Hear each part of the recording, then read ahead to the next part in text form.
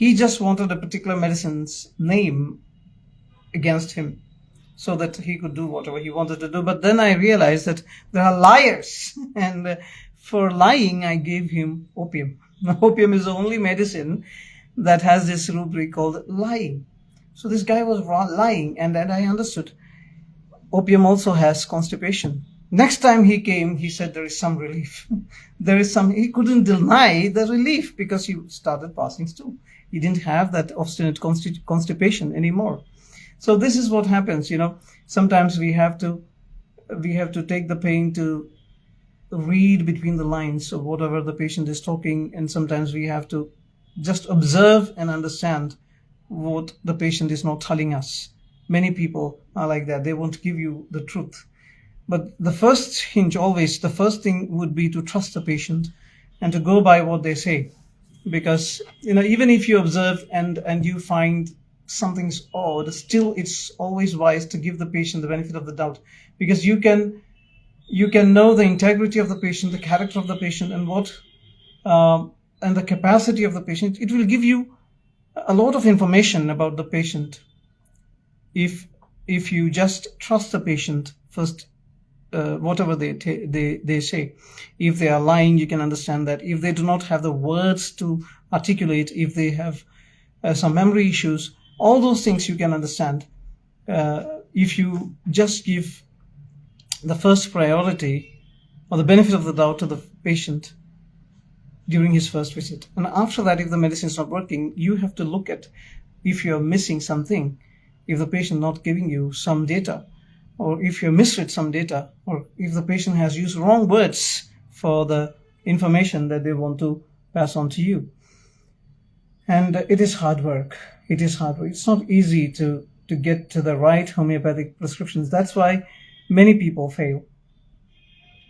And I'm not a great success, but I know there are many success stories that many homeopaths would have to tell, like I have to tell, because that's how it is. And if it works like magic, and people will be completely healed and surprised that healing is so simple, so easy. It's not so complicated. We don't have to take those big pills and antibiotics and do all the other things that the doctors would tell us to do. So now we come to arsenicum again.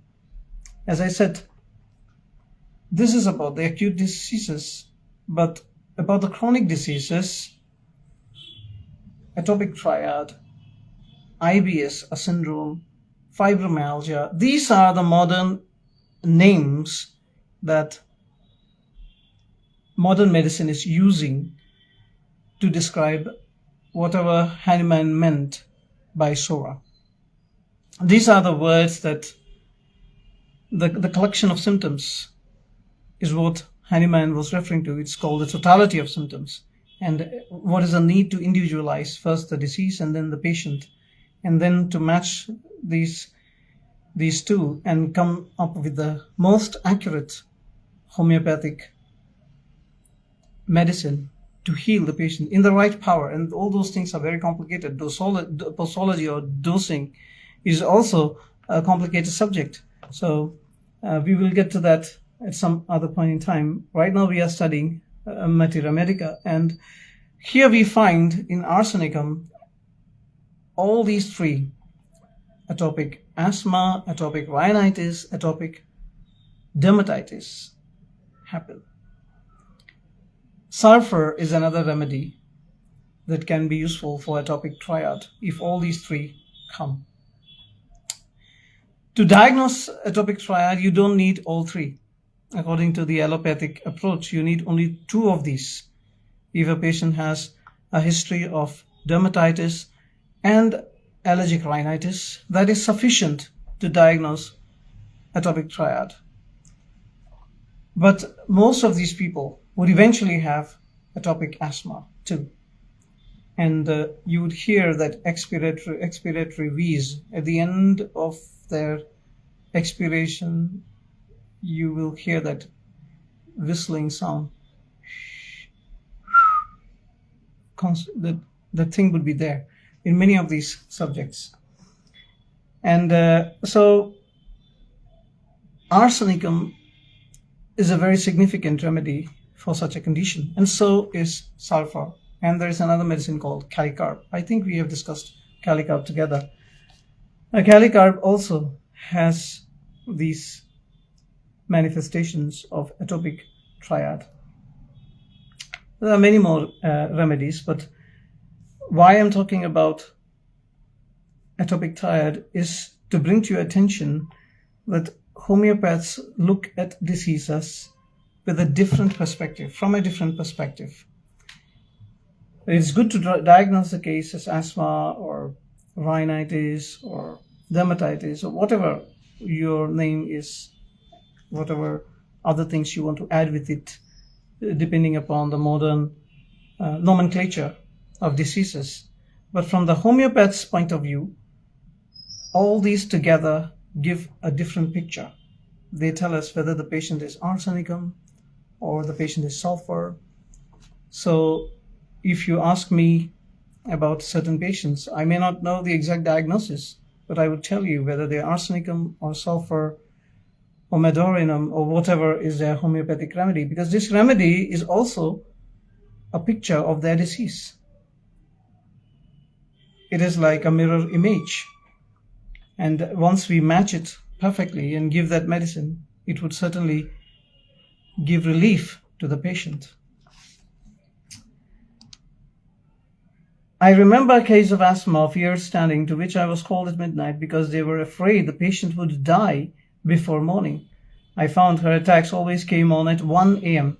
Gave Arsenicum album 30th, and she was completely cured by it. See, these things can happen. The symptom by Volin R. Gregg, acute, sharp, fixed or darting pain in the apex through upper third of right lung, is a gem. Now, this is the right lung pain, darting pain, sharp, fixed pain through the upper third of right lung. Now, lower third of right lung, we know which is a medicine. We discussed it as phosphorus. And we also know lycopodium, chelidonium, natrum sulph, all these can come in. Natrum sulph may be the left side, but lower third of the right lung. But the upper third of the right lung,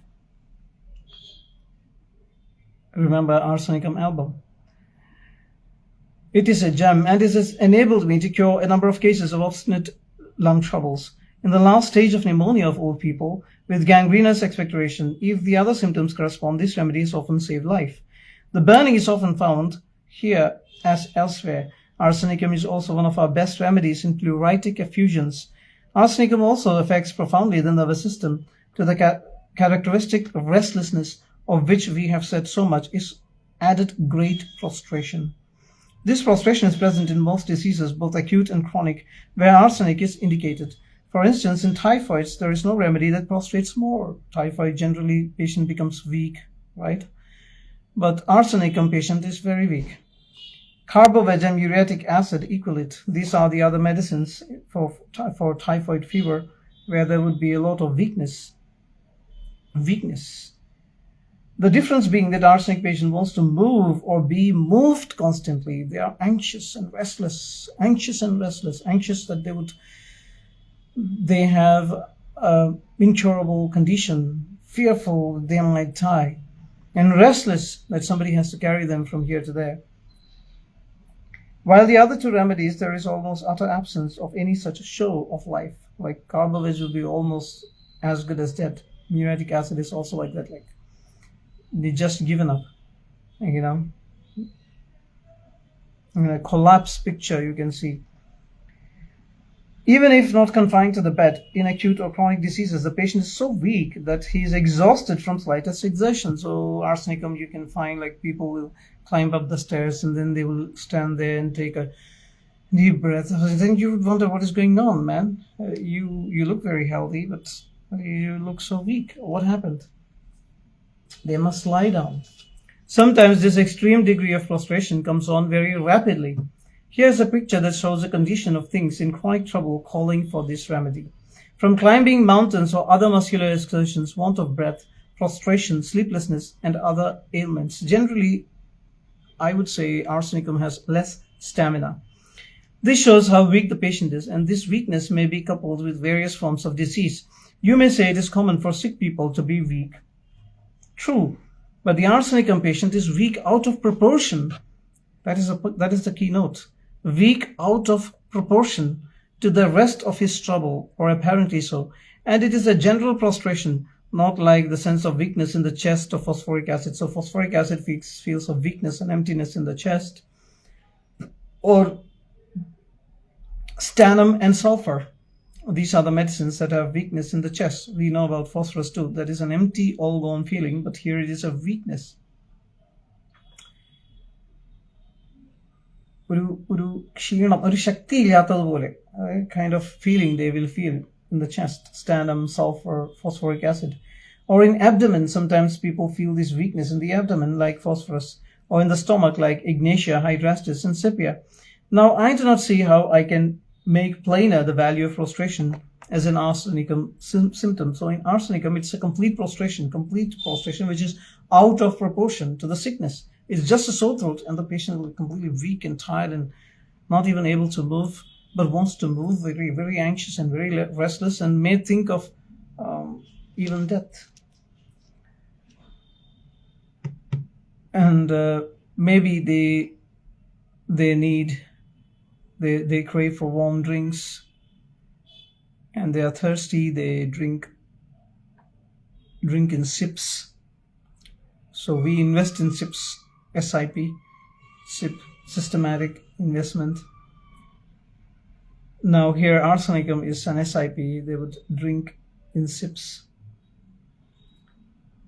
and they are weak, anxious, restless, because of weakness cannot move. When we come to the tissues, we find our remedy almost universally present. And remember, arsenicum is very sensitive to cold. They are chilly patients, always chilly. Arsenicum attacks the blood, causing septic changes, exanthemata, ecchymosis, petechiae, etc.